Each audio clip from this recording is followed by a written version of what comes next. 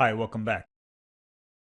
So we're going to have protection levels at these 5 different bucket levels. Now we still have to do EMSR. This was just preparing the mapping so that we could go then calculate our EMSR protection levels. So we would have to find the average value that these itineraries contribute to the network and then define that value and calculate EMSR protection levels.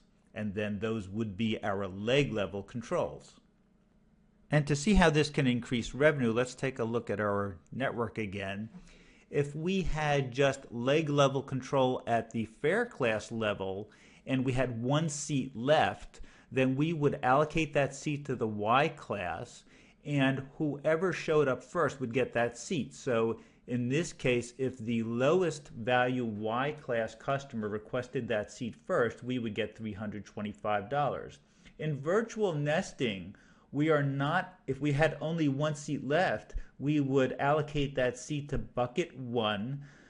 It would be first come, first serve within that bucket, but the only 2 itineraries that would have access to that bucket would be the 375 for Boston, Miami, or the 400 for LAX to Miami.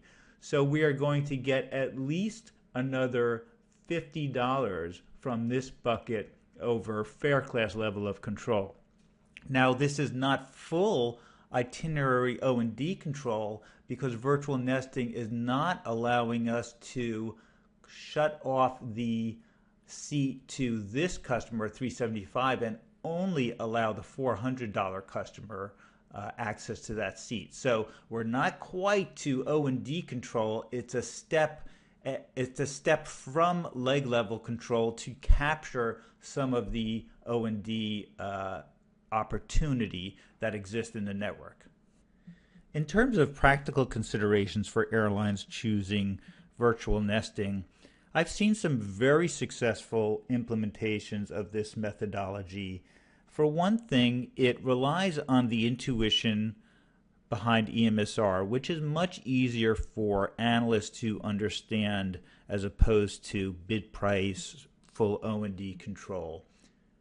It also allows an airline to avoid many of the distribution and business process complexities that come with full O&D.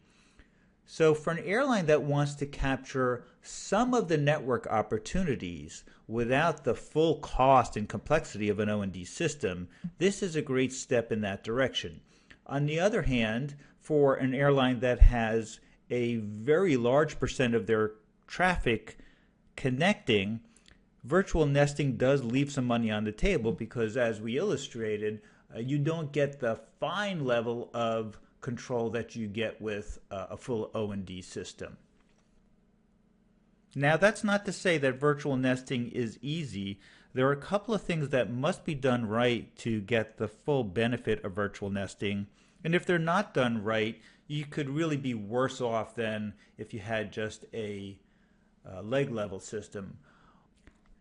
For one, this mapping of itineraries to virtual buckets can be much more difficult than how I've illustrated it in this simple example. Instead of taking the fare value and mapping it to a bucket based on the value range, what an airline needs to do is estimate the contribution to the network of accepting this fare. So for example, if the airline accepts the JFK to Miami customer, they're getting $325 in the Y class in exchange for one seat. If they accept the LAX to Miami customer over JFK, they're getting $400 in exchange for 2 seats. So they need to consider the opportunity cost, the additional opportunity cost of giving up this seat. Now, if that seat would have otherwise gone out empty, then the contribution to the network is the full $400.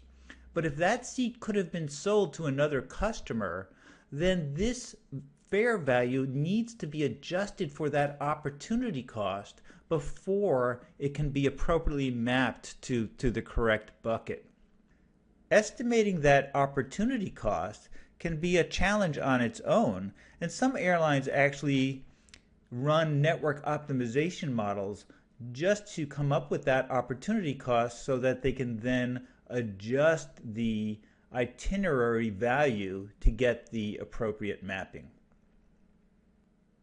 The second consideration has to do with demand forecasting.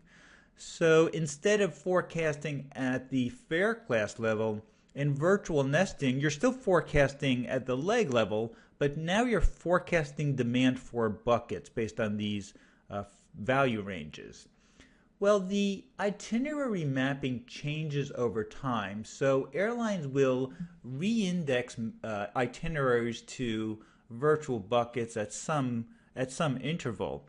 When they do that, they also need to adjust the historical data to reflect the old versus new mapping to get the demand forecasting correct. So it creates this additional step in cleansing the historical data so that the forecasting models are getting appropriate data to make their demand forecasts. That's all we're going to cover on virtual nesting, at least for now. If you're interested in exploring this topic further, there's a fair amount of literature and it's easy to find. Just go on the internet and search for virtual nesting. Also search for the acronym DAVIN. When you adjust the fare values to reflect the network contribution, that's called displacement adjusted virtual nesting. So look for that. There's a fair amount of literature on that and also on how you do the indexing, displacement adjusted. We, though, are now ready to move on to the full network models and talk about bid price control. So hope to see you in the next video as we move into that new topic area.